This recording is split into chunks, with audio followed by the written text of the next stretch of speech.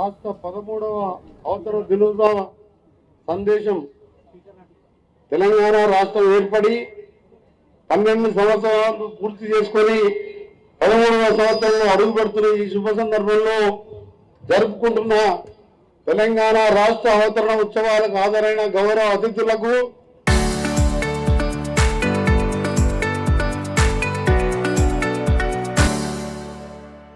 మరియు అమరవీరుల కుటుంబాలకు, నా అన్నదమ్ములకు, ఆడబిడ్డలకు, అధికారులకు, పాత్రికేయ మిత్రులకు, విద్యార్థులకు, నా ప్రాణం కంటే ఎక్కువగా ప్రేమించే నా నల్గొండ నియోజకవర్గ ప్రజలందరికీ పేరు పేరున తెలంగాణ రాష్ట్ర అవతరణ దినోత్సవ శుభాకాంక్షలు, నా హృదయపూర్వక నమస్కారాలు. ఎందరో అమరవీరుల త్యాగ ఫలితమే మా ప్రత్యేక తెలంగాణ రాష్ట్రం. జూన్ 2 అంటూనే తెలంగాణ ప్రజలకు ప్రత్యేక పండుగ రోజు. శ్రీమతి సోనియా గాంధీ గారు చూపిన తెగువతో 4 కోట్ల ప్రజల 60 ఏళ్ల కళ సాకారమైన రోజు. తెలంగాణ గడ్డ స్వేచ్ఛా వాయువులు పీల్చిన రోజు. ఈ వేదిక మీద నుంచి మాట్లాడుతుంటే నా నల్గొండ జిల్లా చరిత్ర, ఇక్కడి పోరాటాలు, ఎన్నో గాయాలు నాకు గుర్తుకొస్తున్నాయి. అసలు తెలంగాణ చరిత్ర గురించి మాట్లాడాలంటే నల్గొండ ప్రస్తావన లేకుండా ఒక్క పేజీ కూడా ముందుకు సాగదు. నల్గొండ అంటే కేవలం ఒక జిల్లా కాదు, ఇది విప్లవాల పురిటిగడ్డ, అన్యాయంపై తిరగబడ్డ వీరుల అడ్డ. నాడు దొరల అరాచకాలు, దేశ్ముఖుల లాంటి దుర్మార్గుల అణచివేతపై ఈ గడ్డ ఎలా తిరగబడిందో మనందరికీ తెలుసు. బందూకు బట్టి ప్రాణాలను బలంగా పెట్టి పోరాడిన చరిత్ర మనది. చాకలి ఐలమ్మ లాంటి ధీర వనిత స్ఫూర్తితో మల్లు స్వరాజ్యం, ఆరుట్ల కమలాదేవి, సుద్దాల హనుమంతు నా భూమి జోలికొస్తే ఆ భూమిలోని నీ గోడి కడతానని దొరల గుండెల్లో వణుకు పుట్టించింది ఈ మట్టి సాక్షిగానే. భీమిరెడ్డి నరసింహారెడ్డి, రావి నారాయణ రెడ్డి లాంటి దిగ్గజాలు నడిపిన సాయుధ పోరాటం ప్రపంచ చరిత్రలోనే ఒక అద్భుతం. సాయుధ పోరాటంలోనే కాదు, మనదేశ ఉద్యమం, తెలంగాణ ఉద్యమంలో కూడా నా నల్గొండ సింహభాగం పాత్ర పోషించింది. ఉద్యమం అంటేనే నల్లగొండ అంటేనే ఉద్యమం. ఉస్మానియా యూనివర్సిటీలో మన పిల్లలు లాఠీ దెబ్బలు తింటుంటే శ్రీకాంతాచారి లాంటి యువకుడు తన ప్రాణాన్ని త్యాగం చేస్తుంటే చూస్తూ ఊరుకోలేక ఈ గడ్డ ఉమ్మడి జిల్లా నుంచి ప్రాతినిధ్యం వహించిన, రాష్ట్ర సాధన ఉద్యమంలో అగ్రభాగాన్ని మించిన మరొక మహానాయకుడు కొండా లక్ష్మణ్ బాబూజీ సేవలు చిరస్మరణీయం. 9 ఏళ్ల వయసులో ఢిల్లీ వేదిక ఎన్నికలు కొరికే చలిలో వారు చేసిన ఆమరణ నిరాహార దీక్ష మనందరికీ స్ఫూర్తిదాయకం. బాపూజీగా మనందరం పిలుచుకునే కొండా లక్ష్మణ్ బాపూజీ గారు పోరాట పడిన రాష్ట్ర చరిత్ర పుటల్లో సువర్ణాక్షరాలతో లిఖించబడ్డది. 1969 మన తొలిదశ ఉద్యమంలో తన మంత్రి పదవికి రాజీనామా చేసి నేను తెలంగాణ వచ్చే వరకు ఏ పదవులు తీసుకోనని చెప్పి ఆనాడు చెప్పి, ఇందిరాగాంధీ లాంటి మహానాయకులు ఎన్ని చెప్పినా తెలంగాణ రావాలని చెప్పే ఏకైక కోరికతో 93 ఏళ్ల వయసులో ఆ చలిలో చేసి 94వ సంవత్సరంలో మరణించడం నిజంగా ఈ సందర్భంగా వారు నివాళులు అర్పిస్తూ, గత 30 ఏళ్ళుగా మీరు ఎంతో ఆదరించి హక్కున చేర్చుకున్న మీ బిడ్డ కోమటిరెడ్డి వెంకటరెడ్డి ఎప్పుడూ పదవుల కోసం ఆశపడలేదు. నాడు తెలంగాణ రాకపోతే, నా ప్రజల ఆకాంక్ష నెరవేరకపోతే ఈ పదవులను ఎందుకని చెప్పి నా మంత్రి పదవిని తృణప్రాయంగా వదిలివేశాను.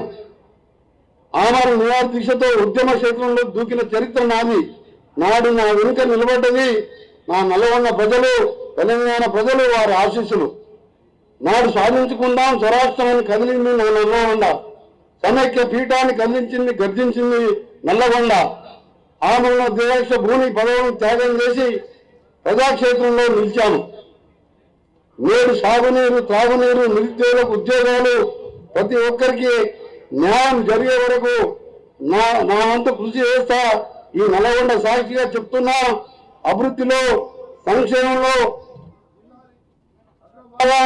నిలబెట్టే బాధ్యత నాది అని చెప్పి సవినయంగా మీ అందరికీ కూడా నల్గొండ జిల్లా ప్రజలకి, ఉమ్మడి నల్గొండ జిల్లా ప్రజలకి, అలాగే తెలంగాణ ప్రజలందరికీ కూడా మాటిస్తున్నా. రాష్ట్రంలో మార్చి 6 నుండి జూన్ 12 వరకు ప్రజాపాలన ప్రగతి ప్రణాళిక కార్యక్రమం ద్వారా వివిధ శాఖల ద్వారా 99 రోజుల పాటు ప్రభుత్వం అమలు చేస్తున్న మరియు చేపడుతున్న వివిధ కార్యక్రమాలు మరియు పథకాలపై గ్రామ పంచాయతీ, మండల, శాసనసభలు, జిల్లా మరియు రాష్ట్ర స్థాయిలో అవగాహన కల్పించడం జరుగుతున్నది. రాష్ట్ర ప్రజల బంగారు భవిష్యత్తు కొరకు అనేక సంక్షేమ కార్యక్రమాలు, పథకాలు, అభివృద్ధి కార్యక్రమాలు చేపట్టి తెలంగాణ రాష్ట్రాన్ని దేశంలో ప్రథమ స్థానంలో తీసుకెళ్లేందుకు గౌరవ ముఖ్యమంత్రి రేవంత్ రెడ్డి గారి నాయకత్వంలో అందరం కూడా ప్రజాప్రతినిధులు, రాష్ట్ర ప్రభుత్వం కృషి చేస్తున్నది.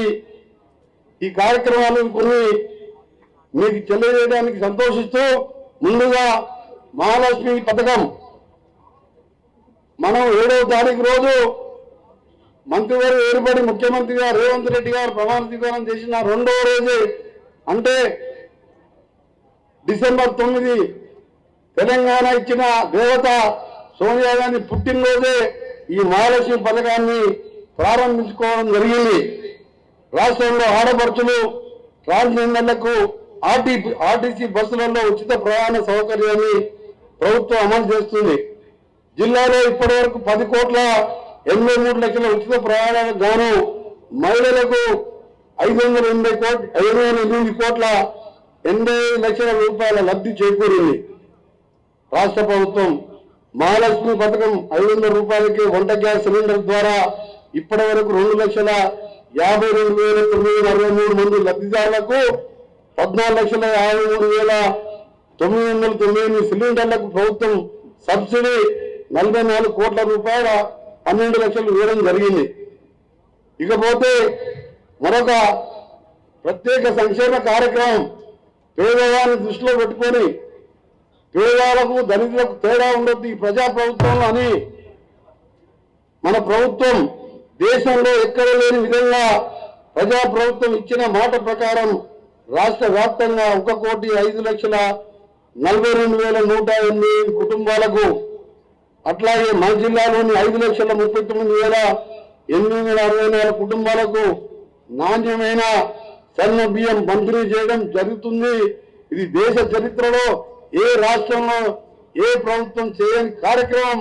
ఇవాళ పేదవాళ్ళు, కోటీశ్వర్లు, పేదవాళ్ళు ఎవరు కూడా అందరూ సమానంగా ఒకే విధంగా ఉండాలనే ఆలోచనతో ఎంత భారమైనా ఈ కార్యక్రమాన్ని తీసుకుంటే, గతంలో రేషన్ ఇచ్చిన రేషన్ బియ్యం రేషన్ డీలర్కే వదిలిపెడితే పశువుల దానాకు డీలర్లు బయటను అమ్ముకునే తప్ప తినేవారు కాదు. సపోజ్ చేసి బయట 50 రూపాయల కిలో కొనుక్కొస్తే ఇవాళ 50 రూపాయల కిలో బియ్యాన్ని మీకు అందిస్తున్న సంగతి రాష్ట్ర ప్రజలందరూ కూడా నాకు ముఖ్యంగా మరీ సంతోషంగా వార్తది. రైతు పథకం ద్వారా వానాకాలం 2020 సీజన్ కు సంబంధించి 5,26,968 మంది రైతులకు గాను ఎకరాకు 6,000 చొప్పున 717 కోట్ల 42 లక్షల కోట్ల రూపాయలని వారి ఖాతాలో జమ చేయననేది. మరియు యాసంగి సీజన్ సంబంధించి 5,38,878 మంది రైతులకు 447 కోట్ల రూపాయలు వారి ఖాతాలో జమ చేశాం. రైతు రుణమాఫీ జిల్లాలో రైతు రుణమాఫీ పథకం ద్వారా మొత్తం 2,33,981 మంది రైతన్నలకు 2,004 కోట్ల రూపాయల 2,004 కోట్ల 83 లక్షల రూపాయలు రుణమాఫీ చేయడం జరిగింది.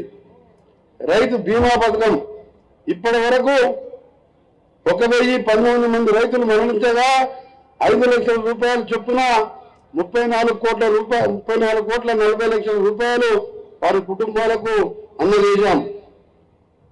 ఎరువుల పంపిణీ పంట విస్తీర్ణాన్ని అనుసరించి యూరియా ఆన్లైన్ ద్వారా మార్చి 26 వరకు 2,88,411 మంది రైతులు 9,32,829 బస్తాల యూరియా కొనుగోలు చేసినారు. యాసంగి 25-26 సీజన్ సంబంధించి 1,51,000 708 టన్నుల వివిధ రకాల ఎరువులు జిల్లాలో రైతులకు పంపిణీ చేయడం జరిగింది. వ్యవసాయ యాంత్రీకరణ 25-26 సంవత్సరానికి 1350 మంది వివిధ రకాల వ్యవసాయ పనిముట్ల కొరకు 6,73,00,000 రూపాయల రాయితీతో చిన్న సన్నకారు మహిళా షెడ్యూల్ కులాలు తెగల రైతులకు 50% రాయితీపై మిగతా వారికి 40% రాయితీపై అందజేస్తున్నాం. పౌర సరఫరాల శాఖ ప్రజాప్రభుత్వం ఏర్పడ్డాక జిల్లాలో 79,781 కొత్త రేషన్ కార్డులు ఆమోదించడం జరిగింది. నల్గొండ నియోజకవర్గంలో 13,323 కొత్త రేషన్ కార్డులు మంజూరు చేయడం జరిగింది. గతంలో 2014 నుంచి 24 వరకు ఒక తెల్ల కార్డు ఇచ్చిన దాఖలాలు లేవు. అలాంటి పరిస్థితుల్లో తెల్ల కార్డు ఇవ్వడమే కాకుండా అందరికీ సన్నబియ్యం ఇచ్చిన చరిత్ర ఈ ప్రజా ప్రభుత్వాన్ని. అలాగే రైతుకు మద్దతు ధర చెల్లించడం గురించి నల్గొండ జిల్లాలో యాసంగి 25-26 పంట కాలంలో 459 ధాన్య సేకరణ కేంద్రాల ద్వారా క్వింటా ఒక్కటికి 2,389 రూపాయలు చెల్లించి నేటి వరకు రైతుల నుండి 7,24,033 మెట్రిక్ టన్నుల ధాన్యము అతి తక్కువ సమయంలో ఖరీదు చేసి రాష్ట్రంలోనే అగ్రస్థానంలో నిలిచింది. మరియు ధాన్యం కొనుగోలు చేసిన 48 గంటల్లో 78,650 మంది రైతులకు బ్యాంక్ ఖాతాల ద్వారా 1,223 కోట్ల రూపాయలు చెల్లించడం జరిగింది. నిజంగా ఇది ఒక రికార్డు. ఇది తెలంగాణ రాష్ట్రంలో దీనికి సంబంధించి ఇంత ఎండలో కూడా మన జిల్లా యంత్రాంగం ముఖ్యంగా కలెక్టర్ గారు, వారి రెవెన్యూ సిబ్బంది, జాయింట్ కలెక్టర్ గారు, అడిషనల్ కలెక్టర్ గారు, ఆర్టీఓస్తో పాటు పోలీస్ యంత్రాంగం, మన జిల్లా గౌరవ ఎస్పీ శరత్ చంద్ర గారు, వారి టీం కూడా పరిశీలి చేస్తూ ఇది సాధించగలిగినాం. ఇవాళ 99.9% అయిపోయింది. ఎక్కడ కూడా ధాన్యం లేకుండా ఎక్కువ పండింది మన జిల్లాలోనే మొదట కంప్లీట్ చేసి మన జిల్లా కాబట్టి ప్రత్యేకంగా నా పక్షాన, రాష్ట్ర ప్రభుత్వం పక్షాన, ముఖ్యమంత్రి గారి పక్షాన కలెక్టర్ గారికి, ఎస్పీ గారికి, వారి సిబ్బంది అందరికీ కూడా ప్రత్యేకంగా మనస్ఫూర్తిగా ధన్యవాదాలు తెలియజేస్తున్నాను. నల్గొండ నియోజకవర్గంలో 2,15,610 మెట్రిక్ టన్నుల ధాన్యం కొనుగోలు చేయడం జరిగింది. 40 ధాన్యం సేకరణ కేంద్రాల ద్వారా 500 రూపాయల బోనస్ చెల్లించి 3,612 మెట్రిక్ టన్నుల సన్న ధాన్యము ఖరీదు చేయడం జరిగింది. గృహజ్యోతి పథకం మరొక పేదవానికి వరం. ఈ పథకం, ఈ కార్యక్రమం ద్వారా 200 యూనిట్లలోపు విద్యుత్ వినియోగదారులకు జిల్లాలో ఇప్పటి వరకు 2,51,117 మంది వినియోగదారులు జీరో బిల్లులు జారీ చేయడం జరిగింది. అందుకు గాను ప్రభుత్వం 184 కోట్ల రూపాయల 40 లక్షల రూపాయల సబ్సిడీ అందజేసింది. రాజీవ్ ఆరోగ్యశ్రీ 2004లో రాజశేఖర రెడ్డి గారు కాంగ్రెస్ ప్రభుత్వం ఉన్నప్పుడు మొదలుపెట్టిన ఆరోగ్యశ్రీ దేశంలో ఎక్కడా లేకున్నప్పుడు ఆ కార్యక్రమాన్ని మళ్ళా కాంగ్రెస్ ప్రభుత్వం వచ్చిన తర్వాత పేదలకు కార్పొరేట్ వైద్యాన్ని అందించాలనే లక్ష్యంతో రాజీవ్ ఆరోగ్యశ్రీ వైద్య పరిమితిని 5 లక్షల నుంచి 10 లక్షలకు పెంచి అమలు చేస్తున్నాం. ఈ పథకం వల్ల జిల్లాలో 11,308 మంది పేదలు చికిత్సలు పొందగలిగారు. ఇందుకు గాను 35,49 లక్షల రూపాయలు ఖర్చు చేయడం జరిగింది. ఇకపోతే మనం 10 సంవత్సరాల కింద ఒక్క ఇల్లు కట్టుకునే పరిస్థితిలో గతంలో మనం పార్టీలకు అతీతంగా ఏ పేదవాడున్నా శాచురేషన్ వరకు 2004లో 2014 వరకు ఇందిరమ్మ ఇల్లు కట్టించాం. ఆ రోజుల్లో ₹1,00,000 పెట్టి మధ్యలో 10 ఏళ్ళు ఒక్క ఇల్లు కట్టని పరిస్థితుల్లో పేదవాడు గుడిసెల్లో ఉంటే చూడలేక ఒక మంచి కార్యక్రమం ఇందిరమ్మ ఇల్లు కార్యక్రమం. దేశంలో ఏ రాష్ట్రంలో కూడా ఈ కార్యక్రమం 5 లక్షల రూపాయల పేదవారికి ఇచ్చే కార్యక్రమం లేదు. గత 10 సంవత్సరాల్లో పేదవాళ్ళని ఇంటి కలని ఈ రోజు నిజం చేస్తూ నిన్ననే గౌరవ ముఖ్యమంత్రి గారు ఆసిఫాబాద్ జిల్లాలో 2వ విడత కూడా ప్రారంభించారు. నిరుపేదలైన ప్రతి ఒక్కరికి సొంత ఇంటి కళ నిజం చేయాలని రాష్ట్ర ప్రభుత్వం ఇంద్రంపైన పథకాన్ని అమలు పరుస్తుంది. ప్రతి లబ్ధిదారునికి ఒక ఇంటి నిర్మాణంకు 5 లక్షలు నేరుగా వాళ్ళ అకౌంట్ లో పడే విధంగా, ఎక్కడ అవినీతికి తావు లేకుండా పార్టీలకు అతీతంగా ఈ కార్యక్రమం చేసి ఇలా పేదవారికి ఆత్మ గౌరవాన్ని పెంచే విధంగా గృహప్రవేశాలు చేస్తుంటే ఆ ఇళ్లకు మనం పోయినప్పుడు నిజంగా వాళ్ళతో పాటు వాళ్ళకంటే ఎక్కువ సంతోషం మనకు అనిపిస్తుంది. నిజంగా తెలంగాణ వచ్చి ఒక పేదవానికి 5 లక్షలు ఇల్లు కట్టించిందంటే అంతకంటే సంతోషం ఇంకోటి లేదు.